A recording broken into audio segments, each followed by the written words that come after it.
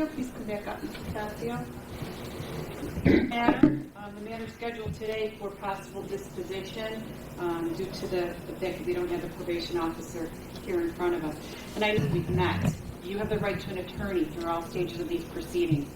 You continue to represent yourself at the previous hearings and the dates we've had here. Is that your wish today? Yes, Your Honor. Okay, you understand that you have the right to an attorney. You're waiving that right. No, Judge, I'm proceeding as my own I attorney. understand that. Okay. And so, can this matter be disposed of today? That was the last question that we had here on the record. You have a copy of the Declaration of Delinquency alleging 3 violations of your probation. Is it your position that you wish to admit today and go forward with sentencing? Yes, Your Honor. Okay. Mr. Kwam, is that your understanding as well? Yes, if she is willing to admit, then yes, that's up to her, but that's fine. All right, Mrs. Stasio, you have several rights that you'd be waiving in exchange for admitting to the violations this morning. First of all, you're waiving your right to have an attorney with you. You are an attorney, I understand that. You also have the right to a hearing where the people have to prove that you violated the terms and conditions of your probation by a preponderance of the evidence. Do you waive your right to a hearing? I do. Do you also waive your right to cross-examine the witnesses that the prosecutor would call to testify against you at the hearing? I do. Do you also waive your right to call your own witnesses in your defense at the hearing? Yes. And you waive your right to testify at the hearing, although no one could force you to testify. Yes. Are you making this admission knowingly, voluntarily, and intelligently? Yes. Has anyone forced you or threatened you or promised you anything in exchange for your admission? No. Do you feel under any duress or coercion at the present time? No. Are you under the influence of any drugs or alcohol right now, which requires your judgment? No. Do you recall being placed on probation by Judge Aronson? Is it probation? Yes. Do you admit that you failed to report as directed to probation on August 13th, 2019 and August 20th, 2019? Yes. And do you admit that you didn't appear to probation for a few months thereafter? Judge, with all due respect, I think that the one admission is sufficient for the declaration of delinquency. If you don't want to answer that, you don't have to. I don't want to.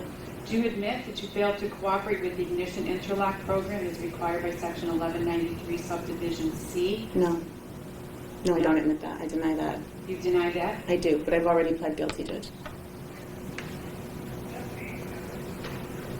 Did you admit that you failed to abstain from using or possessing? Okay. Mr. Kwan, are you satisfied with just her admitting to paragraph 1? In order for the court to find a violation of the probation has occurred, she only needs to admit to the one violation. And if the court... Do you wish to be heard? Briefly, Your Honor, obviously, as a violation of probation, it is up to the court to sentence Ms. Estacio as she sees fit. However, it is the position of the people that, based on not only her violation of failing to report, but her violation of the conditional discharge, going forward from that it is the people's position that the only alternative left to the court is to sentence Ms. Estacio to a term of incarceration, and that would be the position of the people. Ms. Estacio? Judge, honestly, I'm...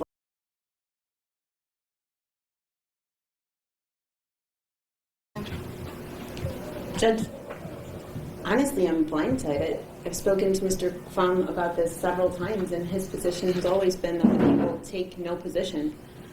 In fact, in pretrial conferences, he's asserted that a time-served disposition would be appropriate in light of the fact that I've served approximately 4 months in jail on a misdemeanor DWI. So I'm surprised that he would make this statement on the record, on the news, for the first time ever. I think it's disingenuous at best.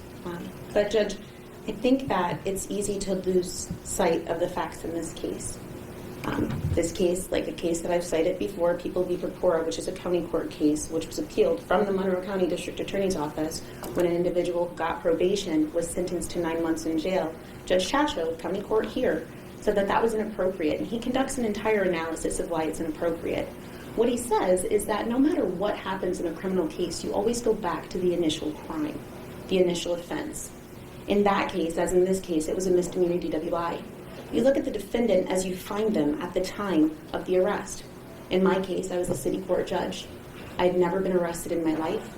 I had never been charged with any offenses. You sentence the person based on what actually occurred. In my case, I passed my field sobriety test, but after conviction, I again had no evidence of an accident, there were no injuries, there was no aggravating factors. It was a standard misdemeanor DWI, for which most individuals would receive fines and a surcharge. Irrespective of what happens from the point of sentencing, and this isn't my words, Judge, this is Judge Tasho, who's a county court judge here, you always go back to that initial offense. This is still a misdemeanor DWI. This is a misdemeanor DWI that was alleged to have occurred in 2016, and we're going into 2020. I have served almost an entire year of a conditional discharge. I have served approximately 4 months in jail. I have served 2 years on probation. I'm not saying any of this to say, woe is me. You weren't the initial sentencing judge. I want you to be aware, if we're talking about penalties, of the penalties I've already sustained in this case. In addition, I was removed from the bench. Literally, the Court of Appeals held that career suicide was appropriate in my case, so I lost my entire career. I think if we're going to talk about penalties and justice and equity, this is an atypical sanction for a misdemeanor DWI conviction. In addition, one of the reasons that a person would be placed on probation, and this is again in the People v. Porpora decision, is substance abuse, which apparently has been the overarching concern here, that I have a problem with alcoholism. I've never been able to provide any proof to the court that I've completed an alcohol treatment program because I've never been ordered to attend one. I've obtained 3 to 5 OASIS certified evaluations, and none of them ever said I needed treatment. It is impossible for me to enter into a treatment program without a diagnosis. That's just not how insurance works. So I did voluntarily enter into one program that I completed, but that's all I could do. If I'm on probation to address a substance abuse issue, that certainly isn't occurring before this court because there's no proof that I have one. I got a mental health evaluation. There was no recommended treatment, but on my own, because candidly this was very stressful, I got into therapy. I provided information from my therapist to my probation officer voluntarily. My therapist said, you need this to be over. What you're seeing is suffering from situational depression. You cannot move on with your life because this will not end. I provided proof of that to the court. I provided proof of that to probation. I'm not here out of defiance. I am here because the judicial system does not function to break people, and it is destroying me. Irrespective of what I look like when I come into court, whether I'm smiling and happy, this is difficult every day. It is embarrassing, it is humiliating, and I cannot move forward. I cannot represent my clients because my mind is cloudy. I cannot come into court because I'm denied access regularly. I could not get here on time today because I have to stand in line. I cannot get a secure pass. It is difficult for me to get into the jail to see clients that I need to visit. It is difficult for me to work, and probation is supposed to help me, not harm me.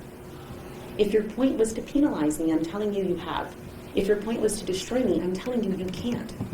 Irrespective of whether you jail me for the rest of the term that is left here or not, I can't function this way. So I've done quite a bit of time here, more than I think any other individual ever convicted of a misdemeanor DWI has done. I think that I have lost quite a bit, but I've gained so much in the process. If the point was to teach me or to help me, I don't know that you did, but I can tell you through this process, I've grown so much as an individual. You don't know me, but you literally can see the difference in the person that I've been through this. And to continue to be stuck just because there is literally no benefit to keeping me on probation. In fact, I am the only probationer that my probation officer supervises. You want to talk about a waste of taxpayers' money? I'm his entire caseload. There's no benefit, Judge. You want me to serve the community? I do. I planned on going to a Thanksgiving dinner tonight.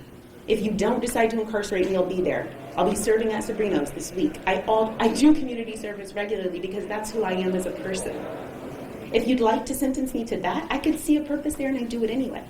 I think the appropriate disposition is time served, and People v. Porpora tends to support me. I think that that's a binding decision. I think the court's bound by it. But aside from that, Judge, aside from legalities, and I think that the right thing to do here is to end this.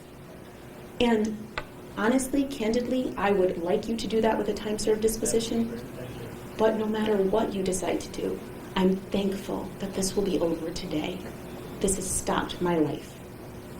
Judge, also, there was a motion that was filed. I know that the court ruled on it. Specifically, there was an ignition interlock device portion of that motion where I addressed the fact that I've been serving that sentence for in excess of 3 years, which I believe is illegal.